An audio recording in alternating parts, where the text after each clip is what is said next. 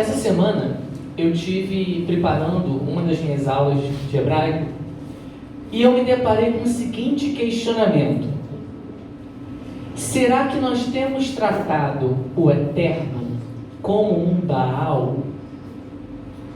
Vou repetir o questionamento: será que nós temos tratado Adonai, o Eterno, o Criador, como um Baal? Tem um silêncio agora aqui. Como assim? A gente lê na Tanakh, a gente lê em todo o Antigo Testamento, com muita frequência se falando sobre Baal. Mas eu queria explicar para vocês o que é Baal. Para começar, para vocês chegarem a entender o porquê do questionamento. Será que nós tratamos Adonai como Baal? O termo Baal geralmente é traduzido como Senhor. Hoje, na verdade, deveria ser traduzido. Na maior parte das nossas Bíblias, o termo Baal não é traduzido. Baal em hebraico, uma das possíveis traduções é Senhor. Mas também existem outras traduções possíveis, como dono, possuidor ou proprietário.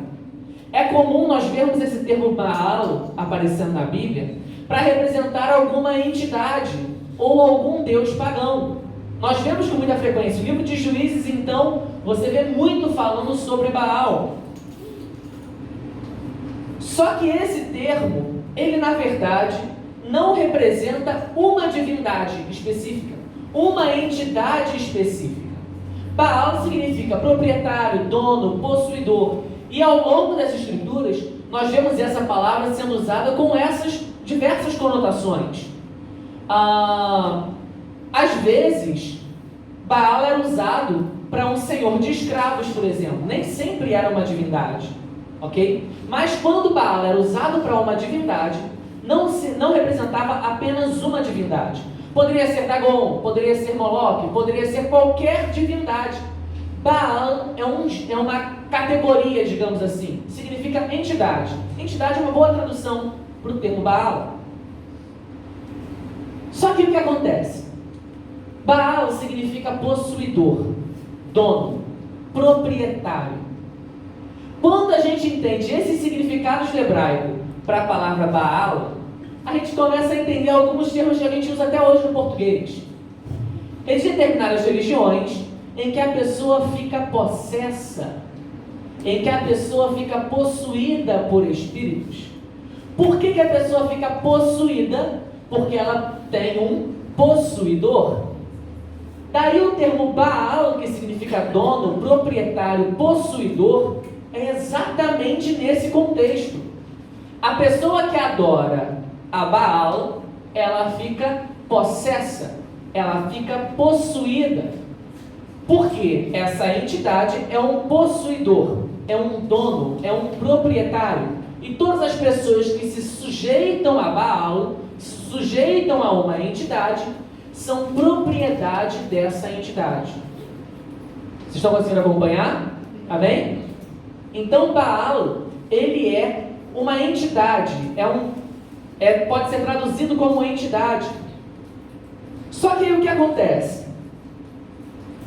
Quando a gente olha para as Escrituras, nós passamos a perceber que existiam diversas divindades no paganismo, diversas divindades nos povos ao redor do povo de Israel, que servia a diversos deuses, que tinham diversos ritos diferentes. O povo de Israel não. O povo de Israel tinha um Deus, Adonai, o Criador de todas as coisas. Só que, será que Adonai se comportava como as outras divindades se comportavam, de possuir os seus seguidores? Essa não é uma característica que nós vemos na Bíblia. E se nós olharmos para as Escrituras, o termo Baal nunca é utilizado para Adonai, apenas para divindades pagãs. Mas o termo Baal, que é traduzido por Senhor, nunca é utilizado por Senhor, a não ser com uma outra conotação, porque o termo Baal também significa marido. Então vamos caminhando. Baal significa dono, pode ser traduzido como Senhor, dono, possuidor, proprietário. Baal também pode ser traduzido como entidade, uma entidade pagã.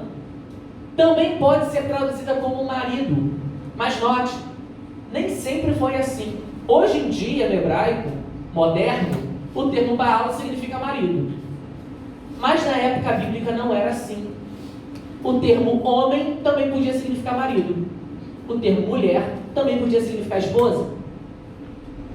Ao longo das escrituras, nós só vemos o termo Baal para marido muito tempo depois que o povo herdou a terra prometida. Por quê? Nós sabemos que culturalmente as mulheres eram propriedade dos seus maridos. Os maridos eram dono das suas mulheres. Mas não foi assim no início. Quando Deus criou o homem e a mulher, o termo que Adonai usa para marido é o mesmo termo para homem. Então a mulher tinha o seu homem e o homem tinha a sua mulher. Depois, por conta de toda a influência pagã dos povos ao redor, passou-se a utilizar o termo Baal como marido também. E aí nós vemos toda uma cultura que vem trazendo dos maridos, dos homens serem donos das suas esposas. Mas não foi assim originalmente no Senhor. O Senhor criou o homem e a mulher para andarem juntos, como uma só carne. Ela, ajudadora do seu marido, e ele, a autoridade sobre a sua mulher. Mas o que acontece? Mesmo Adonai sendo o Criador de todas as coisas, o Altíssimo, e sabemos que nada se compare com Ele, será que a gente olha para o Senhor e olha Ele como se fosse um Baal? Porque o que acontece? Quando eu falo sobre olhar para o Criador, para Adonai, e vê-lo como Baal, não estou considerando ele como uma entidade pagã. Mas, na verdade, o problema é a forma como nós enxergamos. O termo que a Bíblia usa, do hebraico, para se referir ao Eterno, é Adon. Então, existem duas palavras na Bíblia, que geralmente são traduzidas por Senhor. Baal e Adon. São duas palavras principais, Baal e Adon. As duas palavras significam Senhor. Só que uma tem a conotação de possuidor, de dono, de proprietário. A outra, que é Adon, tem a conotação de mestre, de alguém que possui honra, um reconhecimento de autoridade. Então o termo Adon, na Bíblia, ele é traduzido por Senhor, mas é Senhor no sentido de alguém que tem um título de honra, alguém que é uma autoridade. Não alguém que é possuidor e que é um proprietário. A gente consegue compreender a diferença de sentido? Um é proprietário, o outro possui autoridade. O termo Adon é usado nas Escrituras com muita frequência. Abraão, por exemplo, ele se refere a Adonai diversas vezes. Em Gênesis 15, em Gênesis 18, em várias passagens nós vemos Abraão se referindo ao Eterno como Adon, como Senhor, porque é um reconhecimento de autoridade, de superioridade. Mas em nenhum momento a Bíblia se refere ao Eterno como Baal. O mais interessante de tudo isso é que o termo Adonai que a gente usa hoje, para se referir ao Eterno, vem do termo Adon. Adonai significa meu Senhor. Então, quando nós falamos Adonai, nós estamos falando meu Senhor. Mas não é simplesmente meu Senhor, mas é meu Senhor de uma forma enfática, de uma forma de declararmos que Ele é a nossa autoridade, que Ele é o nosso líder, que Ele merece honra e reconhecimento pela sua posição. Então, sempre que a gente se refere ao Eterno como Adonai, nós estamos declarando uma submissão à autoridade dele. Não uma autoridade por ele ser um proprietário, por ser uma autoridade imposta e que subjuga os seus servos. Não, mas porque a gente reconhece a autoridade dele, então a gente se sujeita e reconhece que ele é Senhor sobre nós, que ele é a nossa autoridade, que ele merece um lugar de honra. Adonai não é possessivo, por mais que nós sejamos feitura sua. Ele nos criou, mas ele não é possessivo. Ele não espera que a gente venha servir a ele por opressão ou por obrigação. mas por reconhecimento de sua autoridade. Tudo depende, na verdade, da forma como nós olhamos para ele. Mas aí você pode até dizer assim, não, mas na época da Taná, na época da primeira aliança, Adonai era opressor, ou era dominador. As pessoas eram seus servos, seus escravos. E na segunda aliança ele nos trata como filhos. Esse, às vezes, é um pensamento comum dentro da igreja, que na primeira aliança, Adonai era um Deus muito severo, era implacável, era muito rígido, às vezes até mesmo como um Baal, opressor, sabe, dominador. E na segunda aliança ele é amor, ele é misericordioso, ele é bonzinho, nos trata como filho. Às vezes esse pode ser o conceito que as pessoas têm. Mas o que acontece é que Adonai sempre tratou a humanidade da mesma forma. O que muda, na verdade, é a forma como a humanidade vê e o quanto ela conhece o Senhor. Por exemplo, se você abrir comigo em Êxodo, capítulo 4, no versículo 22, olha o que Adonai fala sobre o povo de Israel. 4:22 diz assim: então você dirá ao faraó, Adonai diz, Israel é meu primogênito, e disse a você para deixar meu filho adorar-me, mas você recusou-se a deixá-lo partir, por isso matarei seu primogênito. Olha que interessante, Adonai se referindo ao povo de Israel como seu primogênito. Desde aquela época já se falava sobre paternidade, e que Adonai era o pai do povo de Israel. Então, desde essa época aqui, você já vê um tratamento de pai com filho. Isso não é novidade da nova aliança. Lá atrás nós já vimos sobre isso. Só que o que acontece? O povo não estava acostumado com essa visão de paternidade.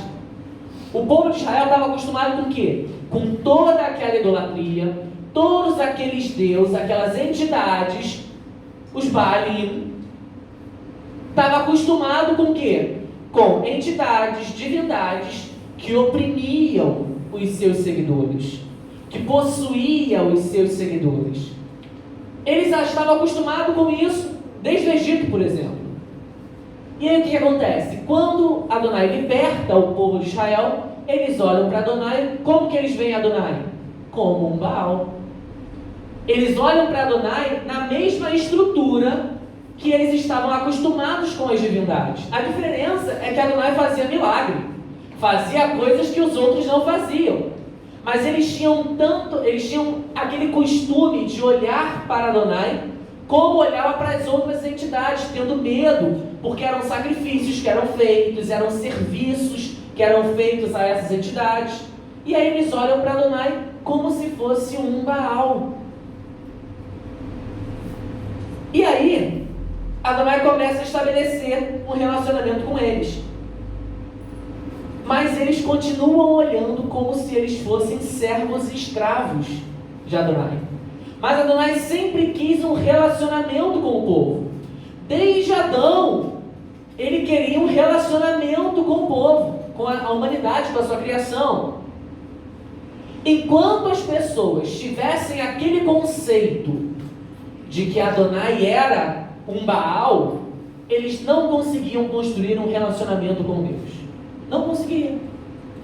Agora, quando a pessoa se abria para o relacionamento, você vê que o comportamento muda. Moisés, por exemplo, foi uma pessoa que estabeleceu um relacionamento com Deus de forma que Adonai chamou ele de amigo. Não de servo, não de escravo, mas Moisés conhecia o Senhor, sabia quem Adonai era. Então estabeleceu um relacionamento de pai com filho, um relacionamento de amizade. Mas e o restante? O restante tinha medo. Falou até lá em Êxodo, vocês podem acompanhar do capítulo 18 ao 34, todo o evento da entrega da lei, que ele fala, não, pede para Adonai não falar mais com a gente não, que você seja nosso intermediário, porque eu não quero mais ter contato direto com Adonai. Porque eles tinham medo do Senhor e do que ele podia fazer, porque todo aquele mito, toda aquela influência do Baal das entidades em que eles serviam fazia com que eles ficassem com medo de serem castigados por qualquer coisa. E aí, ao invés de eles olharem para Adonai como Adon, eles olhavam como um Baal. Abraão, por exemplo, foi outra pessoa que teve um relacionamento íntimo com Adonai. Ele reconhecia a sua autoridade, e por isso que lá em Gênesis 15, o texto quando Adonai se refere ao Senhor, o termo que Abraão está usando para Senhor é Adon, é um reconhecimento de autoridade. Abraão tinha um relacionamento com Deus. Hoje nós temos um conhecimento maior sobre quem o Eterno é, através da vida de Yeshua. Mas muitos ainda veem Adonai como um Baal. E ainda pensam da seguinte forma: não, Yeshua é o lado bonzinho. Yeshua é a manifestação do amor. Enquanto Adonai é o Criador, mas ele é muito severo, ele deve estar muito ocupado. A gente ora para Yeshua, a gente pede para Yeshua, a gente fala com Yeshua, porque ele é o lado bonzinho. Ele é o intercessor junto ao Pai, como se ele ficasse assim o tempo inteiro. Não briga com eles não, não briga com eles não. Vocês acham, gente, que isso acontece? Isso só demonstra que as pessoas continuam com a mentalidade de olhar para Adonai como se ele fosse um Baal. Elas não conhecem quem Adonai é. De fato, através de Yeshua nós passamos a conhecer mais profundamente quem é o Pai. Porque ele veio para revelar lá em João 17, a Bíblia fala sobre isso, que Yeshua veio para revelar o nome do Pai, para revelar a vontade do Pai, para fazê-lo conhecido, porque as pessoas não conheciam. Além disso, nos foi deixado ainda o Espírito do Senhor, que faz com que a gente esteja ligado com o Senhor e estejamos cada vez mais próximos dele. Então, e a Bíblia fala o quê? Que é o Espírito que nos torna filhos. Então, quando nós recebemos do Espírito, nós recebemos do novo nascimento e faz com que nós sejamos filhos de Deus. Então, todo esse sentimento, toda essa impressão de olhar para Adonai como se ele fosse um Baal, a partir do momento que a gente tem o Espírito do Senhor, isso precisa cair por terra. Porque se você olha ele como Baal, você não consegue reconhecê-lo como Pai. Se você olha para ele como sendo um Deus opressor, um Deus severo demais, e que você precisa recorrer a Yeshua por ser um lado bonzinho, isso demonstra que você não tem um relacionamento com o seu pai. Você tem um relacionamento com o seu irmão, Yeshua, mas com o pai você não tem. E isso é um problema sério. Adonai continua agindo da mesma forma como ele agia na primeira aliança. Ele continua agindo com provisão, com misericórdia, continua castigando, punindo os desobedientes, enviando juízo, operando milagres, tudo isso ele continua fazendo desde a primeira aliança e continua fazendo até hoje. Mas como que as pessoas veem tudo isso? Será que as pessoas reconhecem o agir do Senhor? Quando é bênção, as pessoas falam que é mérito próprio. Não, eu me esforcei muito para conseguir. Não, eu estudei muito para entrar. Não, eu tenho um papo muito bom. Não, eu tive sorte. Quando as pessoas recebem coisa boa, acham que o mérito é dele, da própria pessoa. Quando é coisa ruim, fala que é o adversário. Qualquer coisa ruim que aconteça, a culpa é do adversário. E eu te pergunto, será que Adonai só agia na época da primeira aliança? Hoje em dia ele não age mais? Será que ele não faz mais nada? Porque se é bênção é mérito próprio, se é coisa ruim é o adversário, Adonai faz o quê? Nada. Na verdade, Adonai continua sendo Adon. Ele continua sendo Senhor sobre tudo. A questão é que a gente precisa reconhecer a paternidade do Senhor. Quando nós somos filhos de Deus, a gente precisa deixar que o Senhor nos torne filhos e precisamos olhar para o Senhor como Pai. O Pai, Ele ama, Ele abençoa, mas às vezes Ele corrige também. Mas Ele corrige por amor. A paternidade do Senhor, Adonai sempre quis manifestar a paternidade desde a época da primeira aliança. Nós lemos ali em Êxodo 4. E até hoje, ele procura manifestar essa paternidade. Só que nós precisamos deixar que ele nos torne filhos. Precisamos mudar a nossa mentalidade para que a gente tenha um relacionamento com o nosso Pai. As pessoas hoje em dia são exatamente iguais às pessoas da Bíblia. Exatamente igual. Essa questão de que na primeira aliança Deus era muito mais bravo, muito mais rigoroso, e hoje a gente está na graça e está tudo certo, eu vou mostrar para vocês que isso não é verdade. Que Adonai continua sendo o mesmo, ele não mudou em nada a forma como ele age com a humanidade. Nós, quando olhamos para a Bíblia, nós temos informações privilegiadas. Vocês concordam? Por quê? Quem escreveu as Escrituras foi inspirado pelo próprio Senhor. E foram os profetas, que tinham um relacionamento com Deus.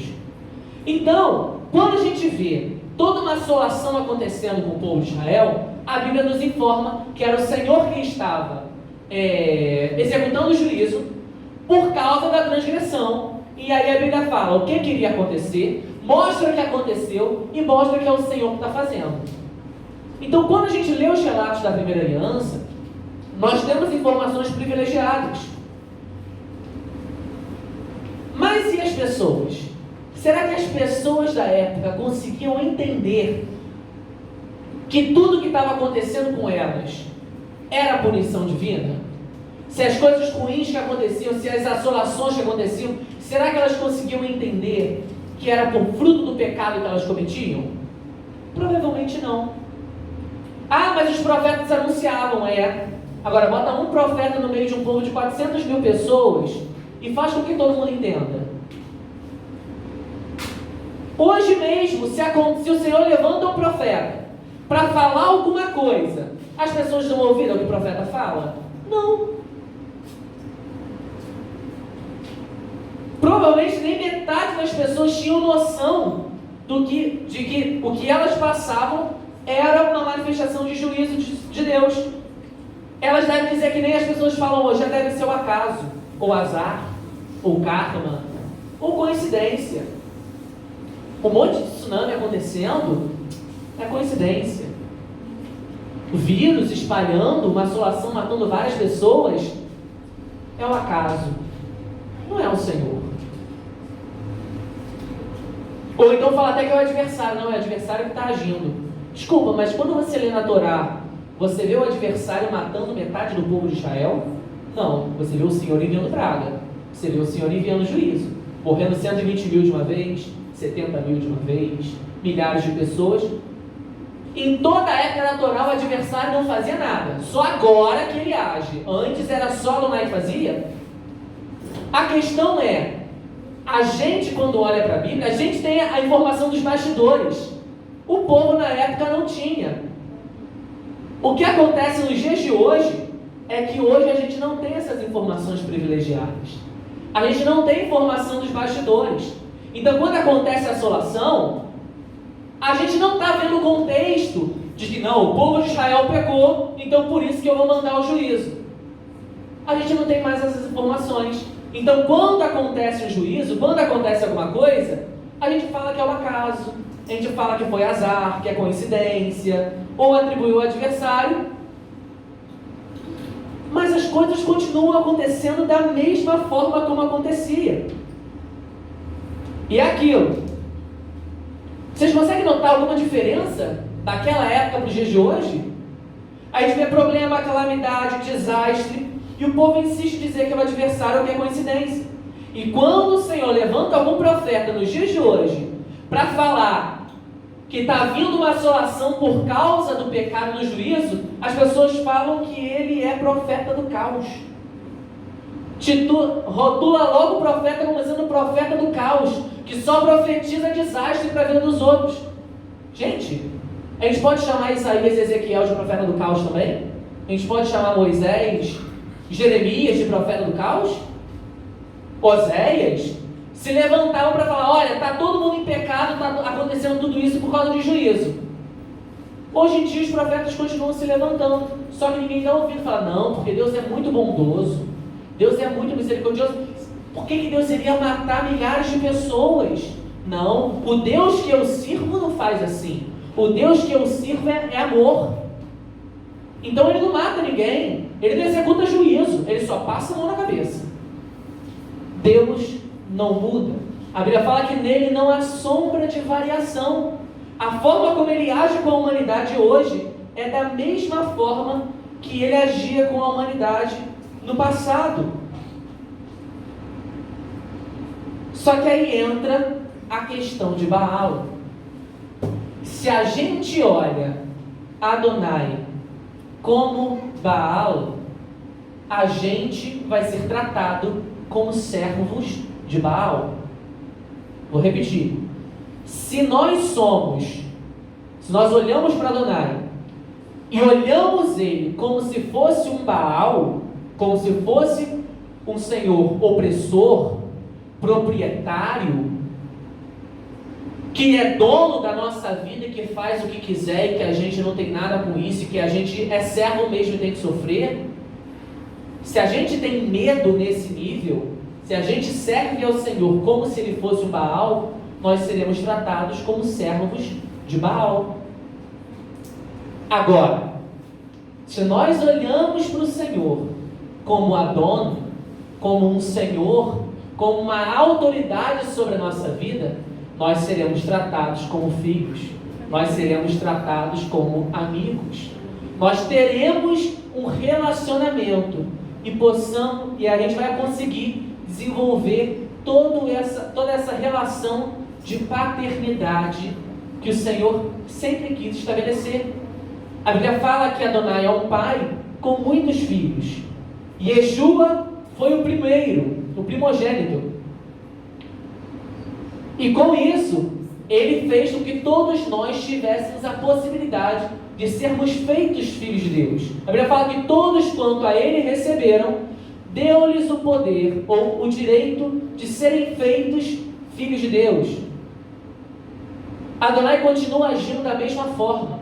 O que precisa mudar, na verdade, é a nossa concepção, a forma como nós olhamos para o Senhor. Se nós olhamos ele como um Deus severo, ou se nós olhamos ele como um pai amoroso que corrige quando necessário, que executa juízo para que a gente possa viver um relacionamento saudável com ele. Por quê? Nós não fomos criados para destruição. O Senhor, quando criou a humanidade, criou para que tivesse um relacionamento com ele. Claro que Adonai não fica feliz quando pessoas se perdem, quando pessoas morrem.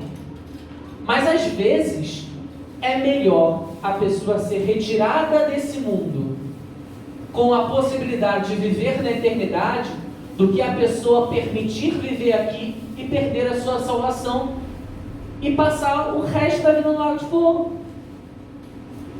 Não é?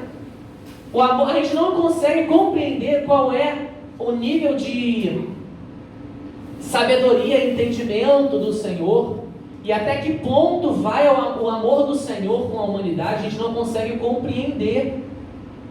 Mas o Senhor sempre tem pensamentos de paz e não de mal para nos dar o fim que desejamos. A Bíblia fala sobre isso. Então, se o Senhor executa um juízo que mata muitas pessoas, glória a Deus, Ele é perfeito, Ele sabe o que Ele faz, e foi necessário. Agora, essas pessoas todas que morreram, elas vão ser salvas no juízo? É possível. Talvez sim, talvez não, a gente não sabe. Agora, nós não podemos, por conta de toda essa situação, tirar o poder das mãos de Deus. Nós não podemos tirar a honra e o reconhecimento que Ele merece. Não podemos. Precisamos sempre olhar para o Senhor como nosso Adão, como nosso Senhor, com a honra que Ele merece, com a soberania que Ele tem, com a autoridade suprema. Ele fala que Ele é Adon Adonim, que Ele é o Senhor dos senhores. e que o trono dele está acima de qualquer trono e nada pode contra o poder do Altíssimo. Aleluia. Ele precisa continuar governando as nossas vidas. Aleluia. Não por uma opressão, mas porque nós escolhemos nos submeter à sua autoridade. Porque nós reconhecemos a paternidade dele. E o nosso anseio é que a gente seja filho de Deus de fato. Porque somente assim nós teremos um relacionamento com ele na eternidade. Tudo depende da forma como nós enxergamos toda a situação. Depende da forma como nós olhamos para o Senhor. Amém?